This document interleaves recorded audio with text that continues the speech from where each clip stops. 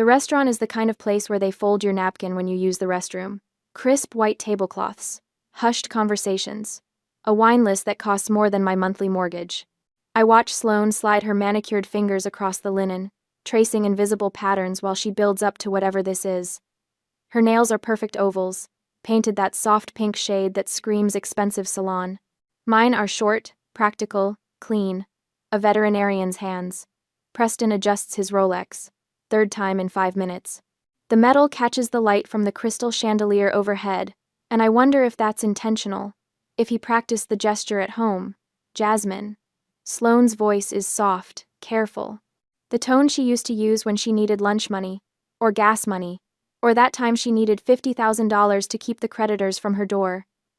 You know, Preston and I have been planning our wedding. I nod. Say nothing. Under the table, my phone rests in my lap. Screen dark but ready. Dean sent me a text before I left the house. Just 2 words. Remember everything. We found the most amazing venue in Napa, Preston says.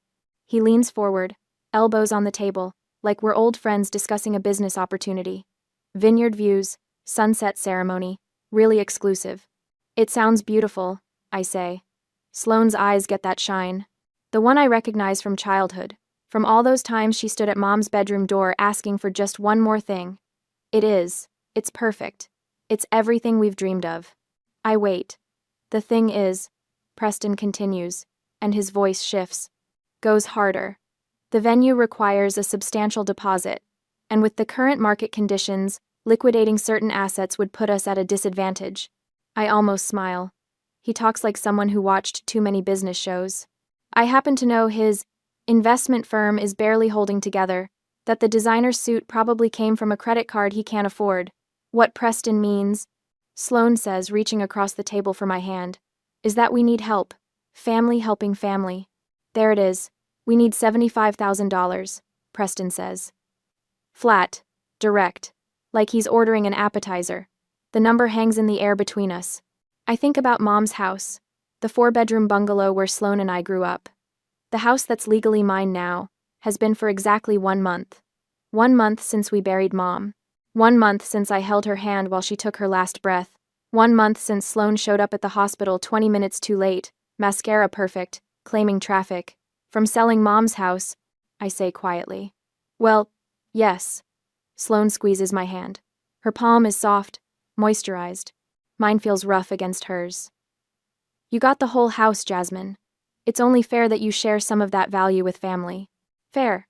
I remember being 16, my prom dress hanging in the closet, corsage wilting in the fridge. Sloane had been 4 years old, burning with fever, and Mom was at her second job. I stayed home. Gave my date some excuse about the flu. Spent the night pressing cool cloths to my baby sister's forehead while she whimpered. I remember being 23, canceling a trip to Portland with friends because Sloane needed someone to co-sign her first apartment lease. Being 28 and draining my savings to cover her credit card debt. Being 35 and lying to Dean about where $5,000 went. Being 41 and writing a check for $50,000 while Sloane sobbed about bankruptcy and bad decisions and promised this was the last time. Mom's voice echoes in my memory, weak from the cancer but firm in conviction.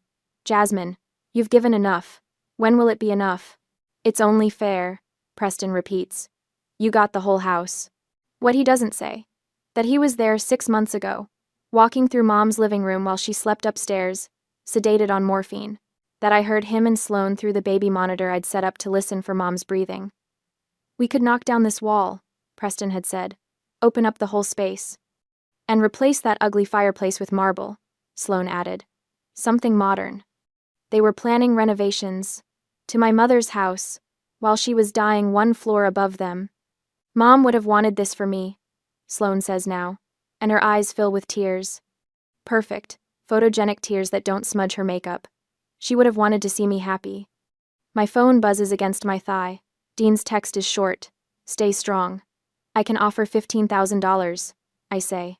My voice is steady, calm, as a wedding gift. Quote. Preston actually laughs. It's a short, sharp sound. That doesn't even cover the flowers. Sloane's face changes. Just for a second. The tears vanish, and something cold flashes in her eyes before she catches herself, before the mask slides back into place. Jasmine, Please, we're family. 15,000. I repeat. That's my final offer. Take it or leave it. The silence stretches. A waiter glides past with a tray of wine glasses. At the next table, someone laughs. Preston's jaw tightens. Sloane's fingers curl against the tablecloth, those perfect nails pressing into the white linen like claws. You're being selfish, she says quietly. After everything I've been through. After losing Mom. I stand up, smooth my jacket, look down at my baby sister, the one I raised more than Mom did, the one I sacrificed for again and again and again. Take it or leave it, I say again. I leave 3 20s on the table for my untouched water and walk out into the afternoon sun, my phone already in my hand, already pulled up to the recording I made of Preston and Sloane in Mom's house 6 months ago. Dean was right. It's time to remember everything. Dean finds it on a Wednesday night. I'm sitting at the kitchen table with a mug of tea gone cold, Mom's photo album open in front of me. Pictures of Sloane as a baby, gap-toothed at 7, radiant in her high school graduation gown. My throat aches. I keep looking for the moment it changed, when my baby sister became someone I don't recognize. Jasmine. Dean's voice cuts through my thoughts. He's standing in the doorway with his laptop, his accountant face on. The one that means he's found something in the numbers that doesn't add up. You need to see this. He sets the laptop on the table, pushes it toward me. The screen shows a background check report. Preston Vance's financial history, laid out in merciless detail. Gambling debts. $53,000 to an offshore casino. Another $18,000 to someone called Big Tommy, which sounds like a nickname nobody wants to owe money to. Keep scrolling, Dean says. Cryptocurrency investments. Failed ones. $85,000 vanished into digital coins with names like Moonshot and Rocket Fuel. The kind of investments that promise quick riches and deliver bankruptcy. His family cut him off 6 months ago. Dean says quietly. There's a court filing. His father threatened to have him declared financially incompetent. My hands are shaking. I think about Preston's Rolex, his designer suit, that casual way he asked for $75,000, like it was pocket change. All of it borrowed. All of it fake. There's more. Dean reaches over, clicks to a different tab. Text messages. A whole thread between Sloane and Preston, dated 2 weeks before the restaurant ambush. Preston. The sister won't just give us the money. We need leverage. Sloane. I know, Jasmine. Guilt works. She's been taking care of me since I was born. Preston. Then use it. Family obligation. Dead mother's wishes. Whatever works. Sloane. I'll cry. That always gets her. I read it twice. 3 times. The words don't change. Dean's hand covers mine. I'm sorry. My phone rings. Aunt Patricia. Mom's older sister. The one who sent a gorgeous flower arrangement to the funeral and told me how proud Mom was of me. I answer it. Hi, Aunt Patricia. Don't you hi me. Her voice is sharp, cold. I just got off the phone with Sloane. She's devastated, Jasmine. Absolutely devastated. About what? About your greed. About how you're keeping everything for yourself while she gets nothing. Your mother would be ashamed. The words hit like a slap. I grip the phone tighter. That's not what's happening. Sloane told me everything. How you manipulated your mother while she was sick. How you isolated her from the rest of the family. How you're refusing to share a single penny of the inheritance. None of that is true. She's your sister, Jasmine. Your baby sister. And you're treating her like a stranger. Patricia's voice breaks. I thought you were better than this. She hangs up. I set the phone down carefully, like it might explode. Dean is watching me, his jaw tight. She's been calling everyone, I say. Hasn't she? Probably. He pauses. Check your Facebook. I don't want to. I do it anyway. 3 cousins have unfriended me. The family group chat, the one that usually shares recipes and baby pictures, has gone quiet. No, not quiet. I scroll back. They're still talking. They're just not including me anymore. Someone named Jennifer Parker, a second cousin I barely know, has posted a vague status. It's sad when people show their true colors after a tragedy. Family should come first. 42 likes, 16 comments agreeing with her. My clinic's Facebook page has a new review. 1 star. Anonymous. Dr. Williams seems caring with animals but apparently steals from her own family. Makes you wonder what else she's capable of. Dean reads it over my shoulder. Says a word I rarely hear from him. They're destroying me, I whisper. They're trying to. He closes the laptop. The question is what we do about it. I think about Mom's hospital room. Those last weeks when Sloan visited twice, stayed for maybe 20 minutes each time. When I slept in the chair next to Mom's bed, held her hand through the pain, read to her when she couldn't sleep. The hospice nurse, Rosa, kept detailed logs. I remember her kind eyes, her gentle hands. You're a good daughter, she'd told me. Your mother knows that. We document everything, I say slowly. Everything they're doing, everything they've said. Dean nods. I already started. The text messages, the restaurant meeting, Preston's financial history. I've got it all backed up in 3 places. My phone buzzes. A voicemail from the family lawyer, Janet Morrison. I put it on speaker. Jasmine, this is Janet. I received a very interesting letter today from an attorney representing your sister. Sloan is threatening to contest the will. I want you to know this is completely baseless. The will is ironclad, and your mother was of completely sound mind when she made it. I've seen this kind of thing before. It's a pressure tactic. Don't let it work. Call me tomorrow and we'll discuss next steps. The voicemail ends. They're going to drag this out, I say. Make it as painful as possible. Let them try. Dean's voice is hard. We've got the truth on our side. I drive to the cemetery the next morning. Mom's grave still looks raw, the grass not fully grown over the dirt. The headstone is simple, elegant. Her name, her dates, and the line she requested. Beloved mother and friend. I sit on the ground next to her, ignoring the damp seeping through my jeans. I get it now. I tell her, the house wasn't just money, it was protection. You knew Sloan would do this. You knew I'd need something they couldn't take. The wind moves through the trees. A bird calls somewhere overhead. I'm going to fight, I say. I'm not letting them destroy what you left me. My phone rings. Janet Morrison. I wanted you to hear this directly, she says when I answer. Your mother came to see me 3 months before she died. She updated her will specifically because she was worried about Sloan. She told me, and I quote, "My oldest daughter has given everything. My youngest daughter has taken everything." It's time that ended. I close my eyes. Mom knew. Of course she knew. Thank you. I manage. There's one more thing, Janet says. I'm sending a cease and desist letter to Sloan and Preston today. If they continue with this smear campaign, we have grounds for a harassment lawsuit. After we hang up, I stay at the grave a little longer. Then I drive to my clinic, where my partner, Sarah, is waiting with coffee and a fierce expression. I saw that review, she says. Already flagged it as false. And I called the other partners. We're putting out a statement supporting you.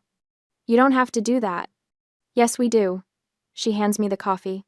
Your family too, Jasmine. The kind that actually matters. That evening, 3 relatives call. Cousins who've known me since childhood. They apologize. They say Sloan's story didn't add up once they thought about it. They remember who was really there for Mom. But then my phone chimes with another notification. My cousin Rachel's baby shower. The invitation has been rescinded.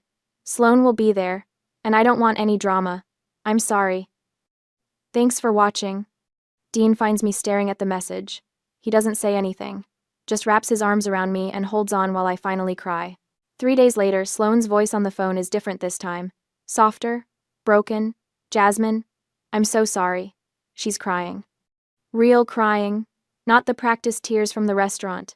I've been so stressed about the wedding, about money, about everything. I said terrible things. I'm standing in the kitchen, phone pressed to my ear, watching Dean load the dishwasher.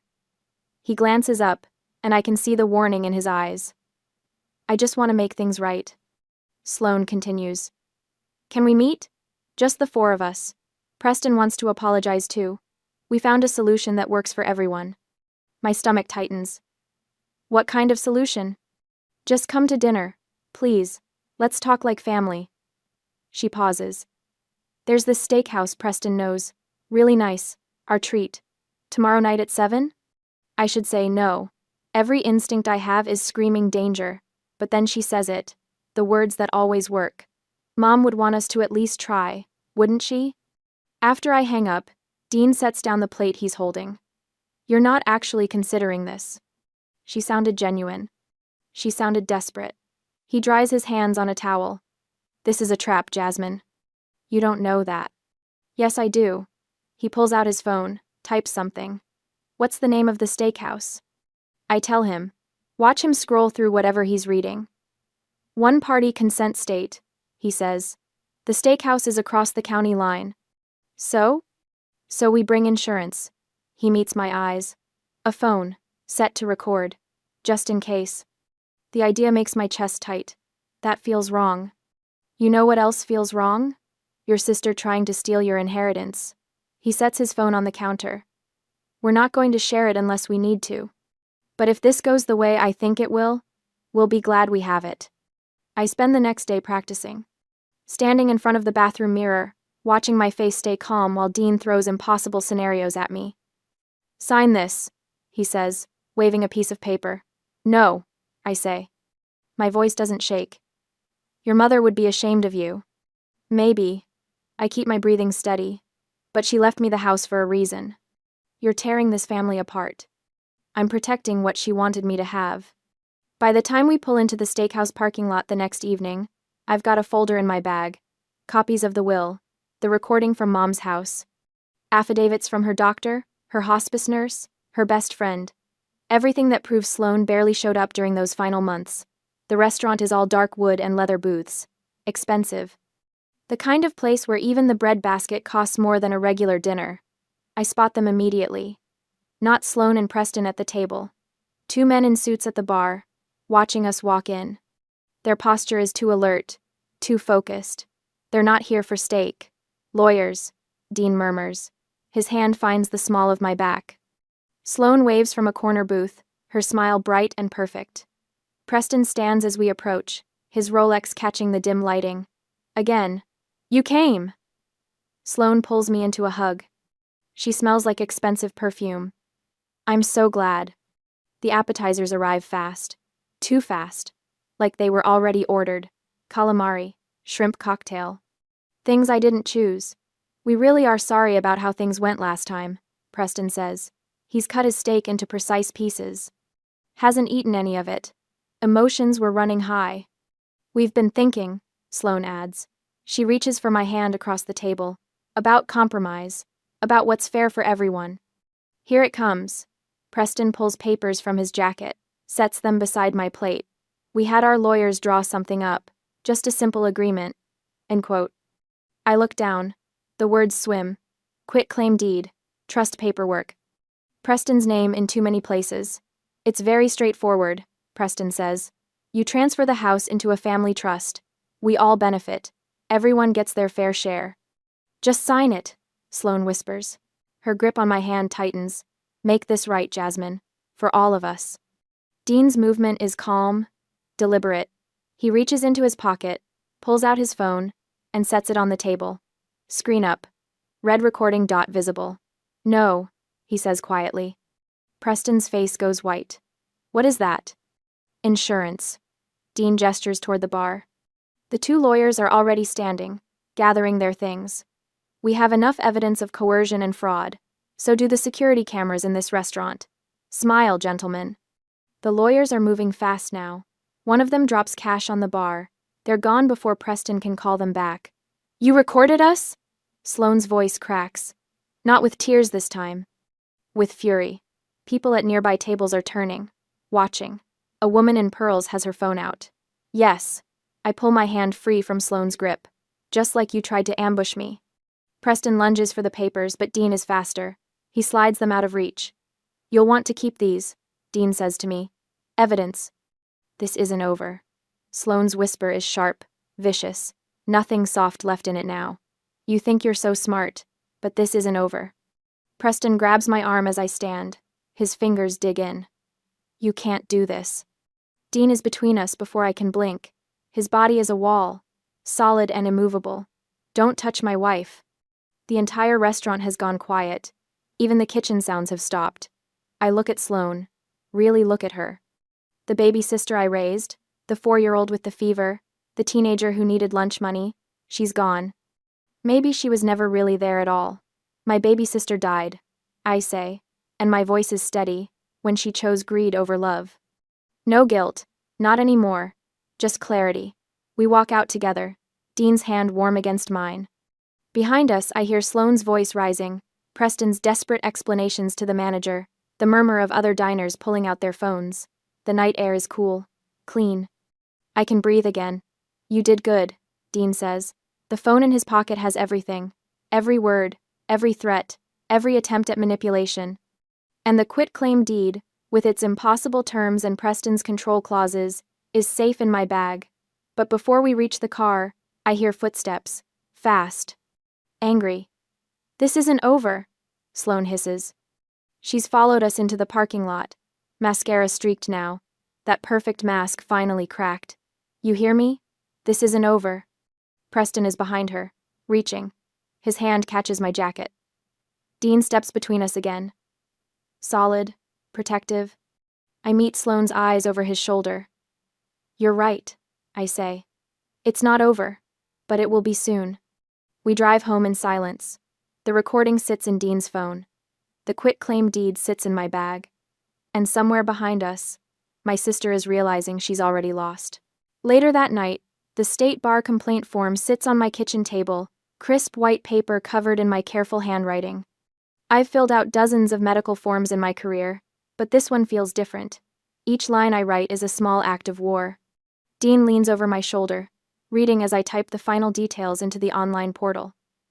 You're sure about the names? Jason Mitchell and Rebecca Hartwell. I don't need to check my notes. Those two lawyers sitting at the steakhouse bar are burned into my memory, licensed in this state for 8 and 12 years respectively. Both should know better than to participate in documented coercion. The cursor hovers over the submit button. My finger hesitates. What Mom would want doesn't matter anymore, Dean says quietly. He knows what I'm thinking. That Mom always preferred peace. That she spent her whole life smoothing over Sloane's messes, keeping family dinners civil, pretending everything was fine. What matters is what's right. I click submit. The confirmation screen loads. Case number 2025ETH4471. I screenshot it, add it to the folder on my desktop labeled Evidence. The folder is getting thick. Affidavits from doctor Harrison documenting Sloane's 3 visits during Mom's 6-month hospice care, compared to my daily presence. Rosa's detailed nursing logs showing who was actually there at 2 a.m. when Mom couldn't breathe, who changed her sheets, who held her hand. Bob's written statement about Preston photographing the property from the sidewalk 2 weeks before Mom died, notepad in hand like he was already planning the renovations. My phone rings. Unknown number. I let it go to voicemail, but the next call comes 30 seconds later. Same number. Answer it, Dean says. We're recording everything now. I tap the speaker button, the recording app already running. This is Jasmine. Miss Williams, this is Richard Vance. The voice is deep, authoritative, old money trying to sound reasonable. Preston's father. I say nothing. I'm calling about this unfortunate situation with my son and your sister. I understand there's been some tension regarding family property. I have tension. The word tastes bitter. Is that what we're calling attempted fraud now? A pause. I've been made aware of a recording, one that my son claims was obtained illegally and is being used to threaten him. Dean shakes his head sharply. I ignore him. The recording was made in a one-party consent state, Mr. Vance. I checked before I went to that steakhouse. Everything on that recording is legal and admissible. Nevertheless, his voice goes harder. If that recording is shared publicly, or if you continue this harassment campaign against my son, we will have no choice but to pursue defamation charges. Preston is prepared to take whatever legal action necessary to protect his reputation. The laugh comes out before I can stop it. Sharp, bitter. His reputation. The one where he tried to defraud a grieving woman out of her inheritance? That reputation? I would encourage you to speak with your attorney, Miss Williams, and to remember that legal battles are expensive, protracted. I have considerable resources at my disposal. The line goes dead. I stare at my phone. My hands are steady, but something cold has settled in my chest. He's bluffing, Dean says. That was a scare tactic. Maybe. I add the call to my timeline, noting the date, time, and content. The document is 15 pages now. every text from Sloan, every social media post, every threatening phone call, all time-stamped, all organized, all backed up to 3 separate cloud services. My laptop chimes. Email notification. I almost ignore it, but the subject line catches my eye. Thinking of you. It's from someone named Jennifer Walsh. I don't know any Jennifer Walsh. I open it anyway. The message is short, sweet, sympathetic. I saw Sloane's post about missing her sister and I just wanted to reach out. I can't imagine how hard it must be to lose your mother and then have family conflict on top of that grief. Sloane showed me some old photos of you two together. She seems like such a loving person. I hope you can find it in your heart to forgive whatever misunderstanding has come between you. Family is so important. I scroll down. The signature includes a link to her Instagram account. Dean is already pulling it up on his phone. 147 comments on that post Sloane made yesterday. The one with the childhood photos. I don't need to look. I know which photos she used. The 2 of us at the beach. Me helping her learn to ride a bike. Christmas morning when she was 8 and I was 20. Me in my college sweatshirt. Her in matching pajamas that I'd bought with my grocery store paycheck. Missing my sister who abandoned me. Dean reads. Who got everything and left me with nothing but memories. Mom loved us both, but Jasmine only loves herself now. The comments are worse. Strangers calling me selfish, greedy, a bad sister, a disgrace. I close the laptop. We don't respond, I say. My voice sounds far away. Not publicly. Agreed. Dean's already typing on his phone. But I'm sending the screenshots to our lawyer, and to your cousin Marie. She's been asking questions. The rest of the afternoon blurs. Dean's IT friend, someone named Marcus who works in digital forensics, stops by to image my hard drive. Preserve everything, he says, his equipment humming on my kitchen table. Texts, emails, social media interactions. If this goes to court, you want a clean chain of custody. My phone buzzes. Aunt Patricia. I don't answer. The voicemail notification appears 30 seconds later. Jasmine, I just want to understand. Patricia's voice is thick, like she's been crying. Sloane showed me messages where you threatened to ruin her wedding. Where you said terrible things about Preston. She's devastated. Absolutely devastated. I know you're grieving, honey, but this isn't like you. Call me, please. Let's talk about this before it gets any worse. I save the voicemail, add it to the evidence folder. She's lying about the messages, I tell Dean. I never threatened anything. I know. He's typing furiously on his laptop now, cross-referencing dates. Which means Sloane either fabricated them or took real messages completely out of context. Either way, it's more evidence of her pattern of deception. Evening comes. I'm at my desk, drafting emails to my cousins. Not defensive, not angry, just facts. Dates of Mom's hospice care, documentation of who was present. Copies of the will, properly redacted. The truth, laid out simply and clearly for anyone willing to look. I don't send them yet. Our lawyer said to wait. To let Sloane keep digging her hole deeper while we build our case higher. My phone rings again. This time it's the veterinary practice. I almost don't answer, but Dr. Sanders is a partner. I have to take his call. Jasmine, we need to talk about something.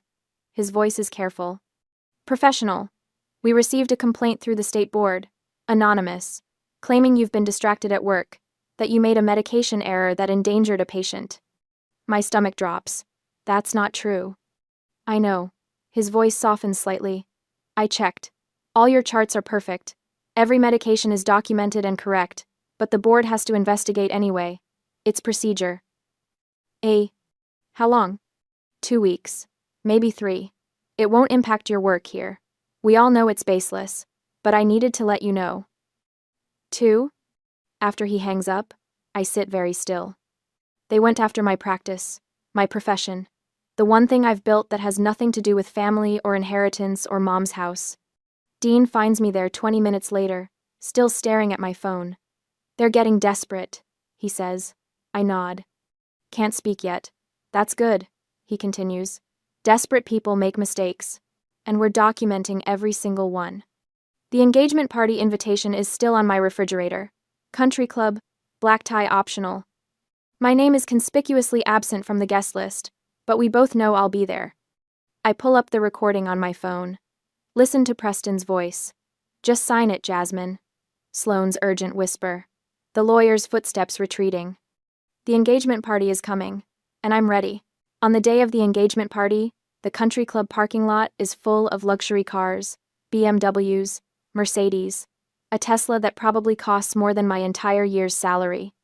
Dean pulls into a spot near the entrance, and I can see the glow of chandeliers through the tall windows.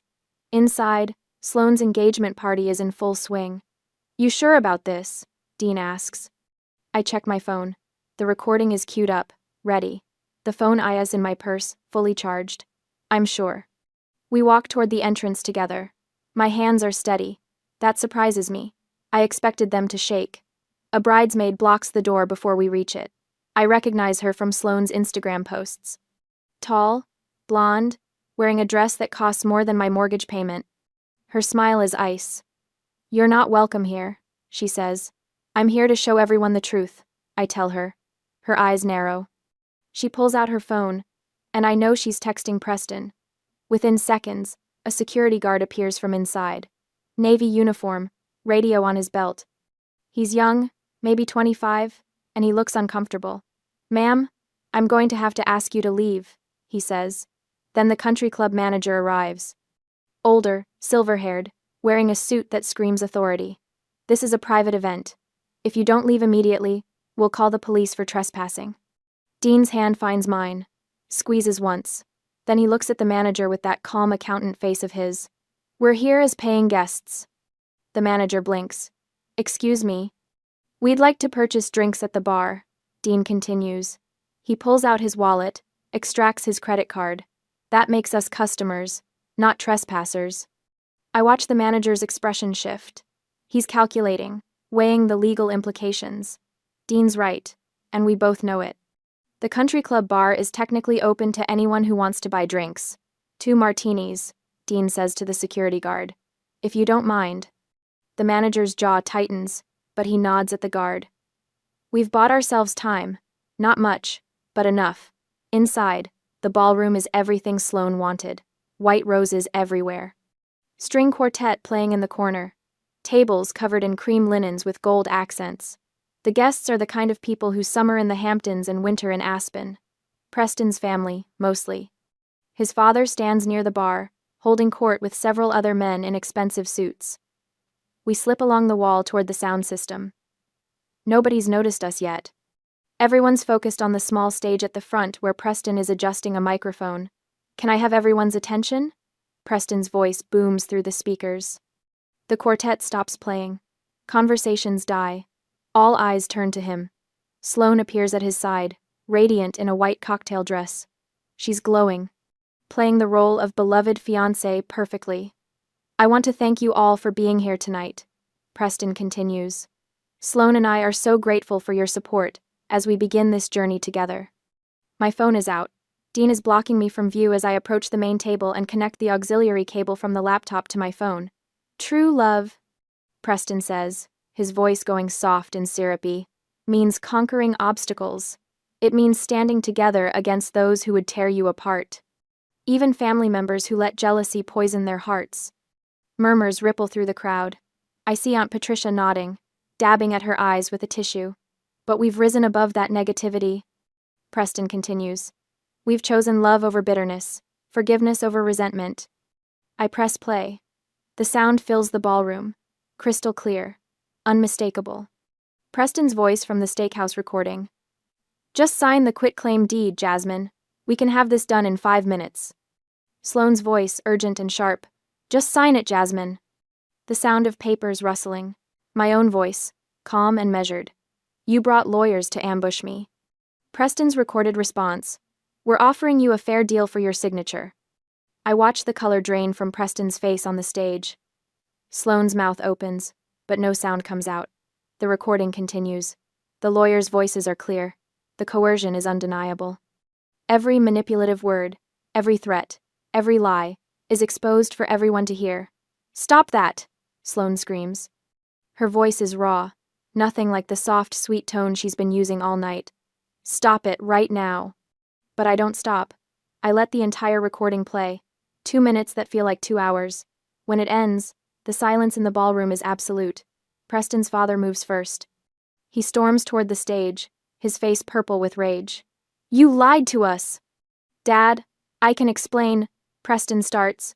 You told me Jasmine was being unreasonable. His father's roar echoes off the walls. You said she was keeping your inheritance. You're cut off. Do you hear me? Cut off. And you owe us $100,000 for the deposits we already paid. Guests are pulling out their phones, recording, posting. The social media machine that Sloane used against me is now turning on her. I see the bridesmaids backing away from Sloane. See Preston's relatives shaking their heads. See Aunt Patricia's face crumple as she realizes she backed the wrong sister. That recording is illegal. Sloane shrieks. She can't use it. One-party consent state, Dean says quietly, but loud enough for the people near us to hear. Perfectly legal. I unplug the phone from the laptop. Look at Sloane. Really look at her. The mask is gone now. Her face is twisted with rage and desperation. This is who she's always been underneath the tears and the manipulation. The truth always comes out, I say. Then I take Dean's hand and walk toward the exit. Behind us, I hear Sloane's scream of rage, hear the chaos as guests rush for the doors, hear Preston's father still shouting about money and lies. We step out into the cool evening air. The parking lot looks the same as when we arrived, but everything has changed. Dean opens the car door for me. How do you feel? I slide into the passenger seat and let out a breath I didn't know I was holding. Free. A week later, the sold sign went up this morning. Red letters on white, staked into the lawn like a flag of surrender. Or, maybe victory. I'm not sure which yet. I stand in the empty living room where Mom used to keep her reading chair by the window.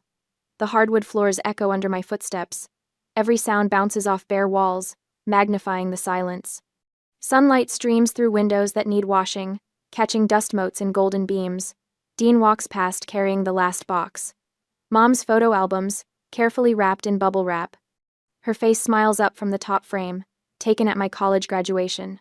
She looked so proud that day. Tired but proud. That's everything, Dean says, setting the box by the front door. You ready? I nod. Can't quite speak yet. My phone buzzes in my pocket. I pull it out, see Sloane's name flashing across the screen. The voicemail icon appears seconds later. Dean watches me. You going to listen to it? I tap the screen. Put it on speaker because I have nothing left to hide. Sloane's voice fills the empty room. Hysterical. Raw. Jasmine, you have to fix this. Preston's family cut him off completely. The wedding venue is gone. Everyone knows. Everyone. You did this to me. You destroyed my life. Call me back. We need to talk about this. We're still sisters. You can't just abandon me like this. Mom would be so disappointed in you right now. Call me. Please. The message ends. The silence returns, bigger than before. Same manipulation, I say quietly. Different desperation. Dean reaches for my hand. Squeezes. You going to call her back? I look at my phone. At Sloane's name in my recent calls list. At the string of missed calls and unread messages that stretches back 6 weeks. She tried everything. Guilt, anger, threats, tears. The entire playbook we learned growing up. I press delete. Watch the voicemail disappear. No, I say. That baby sister I raised? She became a stranger a long time ago. I just didn't want to see it. Dean pulls me close. I rest my head on his shoulder and let myself feel it. Not the guilt she wants me to feel, just the grief. The real kind. For the sister I thought I had, the one who never actually existed. The new practice called yesterday, I tell him. Everything's confirmed. I start in 2 weeks. And my firm approved the remote work arrangement, Dean says. We're really doing this. 500 miles away. A different state. New house with a view of mountains instead of memories. A veterinary practice that doesn't know about family drama or inheritance battles. Neighbors who won't whisper when I walk past. Therapy starts next month. Dr. Morrison specializes in family trauma. She says it'll take time to unpack everything. To understand why I gave so much for so long. To learn the difference between love and obligation. Margaret Wilson hosted a farewell dinner last week. Mom's best friend, the one who testified about Sloane's minimal hospital visits. She cried when she hugged me goodbye. Your mother would be so proud of you, she whispered. She gave you that house as protection. You finally understand that. 3 cousins apologized. Said they believed Sloane's lies at first, but the engagement party recording changed everything. They see clearly now. We exchanged new phone numbers, promised to stay in touch. Maybe we will. Maybe chosen family works better than blood family anyway. The moving truck idles in the driveway. Dean checks his watch. We should go. Long drive ahead. I take one last look around. This room where Mom taught me to braid hair. That corner where Sloane and I built pillow forts. The kitchen, where I made dinner every night while Mom worked double shifts. Good memories. Bad memories. All of them mine to carry or leave behind. My phone buzzes again. Sloane's number. I don't hesitate this time. Block contact. Delete thread. Gone. Dean holds the door open. Sunlight spills across the threshold, warm and bright. I step outside. Lock the door. Drop the key in the realtor's lockbox. We drive toward the sunrise. Windows down. Radio playing something upbeat. Dean's hand warm in mine. That night, in our new house with boxes still unpacked, I pull out my journal. Write by lamplight while Dean assembles furniture in the next room. Love isn't measured in dollars or sacrifices. Mom knew that. She gave me the house not as an inheritance but as a test. I finally passed. Some called me selfish. I call it survival. True love requires firm boundaries against those who would exploit it. I close the journal. Walk to the window. Mountains rise in the distance, purple against the darkening sky. No painful memories here, just possibility. Dean appears beside me. Wraps his arms around my waist. Happy? I lean back against him. Feel the weight of guilt finally lifting. Getting there, I say.